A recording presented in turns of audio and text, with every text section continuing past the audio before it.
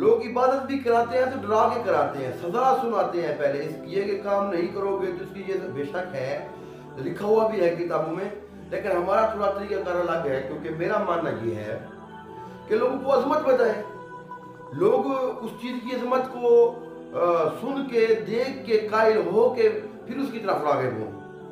جہاں سزا سنائی جائے، میں نہیں سمجھتا ہے انسان یہ حدیث سن لے اور پھر روزہ چھوڑے۔ ایک نمبر اس کا 138 کتاب عمالی، اس کے رسول اکرم صلی اللہ علیہ وسلم کی حدیث ہے، بہت لمبی حدیث ہے۔ ماہ رمضان میں جو یہ روزے ہیں ان کے حوالے سے ہر روزے کی عظمت بتائی گئی ہے، وہ عظمت اب سن لیں اور کوشش کریں کہ لوگوں تک کو بھی بتائیں، اور آل محمد کا پیغام ہے پہنچنا چاہیے۔ عظمت کتنی ہے، رفعت کتنی ہے روزے دار کی۔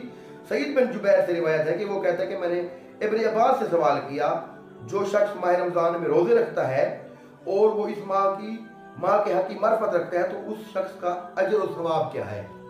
روزے دار کا اور اس مہینے کی معرفت جو رکھتا ہے، ہر عبادت کی شرط معرفت ہے۔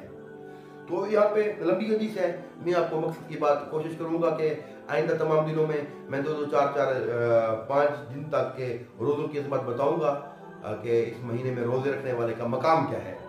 تو جناب جابر سے جب پوچھا گیا، ابن عباس سے پوچھا گیا، تو ابن عباس نے جو بتایا اس میں آپ سنیں، جب اس ماہ کی پہلی رات ہوتی ہے تو اللہ تعالیٰ میری امت کے تمام گناہ خواہ انہوں نے اعلانیہ یا پوشیدہ طور پر کیے ہوں کو معاف کر دیتا ہے، اور وہ تمہارے لیے 10 لاکھ درجہ بلند کرتا ہے، تمہارے لیے وہ 50 شہر بناتا ہے۔ یہ پہلے روزے کی فضیلت ہوگی۔ اب دوسرے روزے کی فضیلت، خداوند متعال ہر قدم جو تم اس دن اٹھاتے ہو اس کے بدلے میں تمہارے لیے 1 سال کی عبادت اور 1 نبی کا ثواب اور 1 سال کے روزوں کا ثواب تحریر فرماتا ہے۔ یہ دوسرے روزے کی فضیلت ہو گئی۔ تیسرے روزے کی کیا فضیلت ہے؟ تیسرے دن کی، اللہ تعالیٰ اس دن تمہارے بدن پر جتنے بال ہیں ان میں سے ہر بال کے بدلے جنت میں ایک گنبد تیار کرتا ہے، سفید در کا ہوتا ہے، اور 12,000 اس کے اوپر اور 12,000 اس کے نیچے نور کے گھر تیار کرتا ہے، اور ہر گھر میں 1,000 تخت ہوگا، ہر گھر میں، اور ہر تخت پر ایک حور ہوگی، اور ہر روز 1,000 فرشتہ آپ کے پاس آئے گا، اور ہر فرشتے کے پاس ایک ہدیہ ہوگا، تحفہ ہوگا آپ کے لیے۔ یہ تیسرے روزے کی فضیلت۔ چوتھے روزے کی کیا فضیلت ہے؟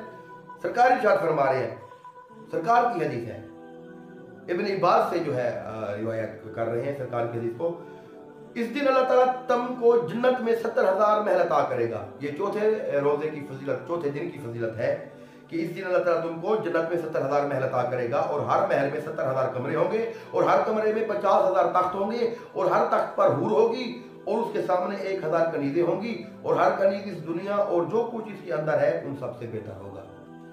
اب 5ویں روزے کی کیا فضیلت بتا رہے ہیں؟ اللہ تعالیٰ اس دن تمہیں جنت ماوا میں 10 لاکھ شہر عطا کرے گا، ہر شہر میں 70 کمرے ہوں گے، اور ہر کمرے میں 70,000 دسترخوان ہوں گے، اور ہر دسترخوان پر 70,000 کاسے ہوں گے، اور ہر کاسے میں 60,000 قسم کے کھانے ہوں گے، جن میں کوئی کھانا دوسرے کھانے جیسا نہیں ہوگا۔ یہ آج آپ کو میں نے 5 روزوں کی فضیلت بتائی۔ انشاءاللہ 5ویں روز میری کوشش ہوگی کہ میں آپ کو اگلے 5 روزوں کی فضیلت بتاؤں گا تاکہ ویڈیو لمبی ہو نہ جائے۔ اس طرح 5 روزوں کی فضیلتیں میں انشاءاللہ آپ کو روز 5 دنوں بعد بیان کر دوں گا۔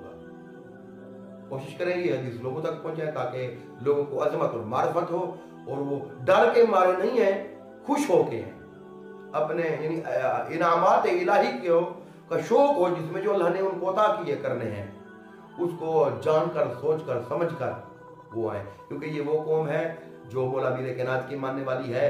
ان کو تم جہنم سے نہیں ڈراؤ، اور کیونکہ ان کو پتہ ہے جہنم تو علی والا جا ہی نہیں سکتا۔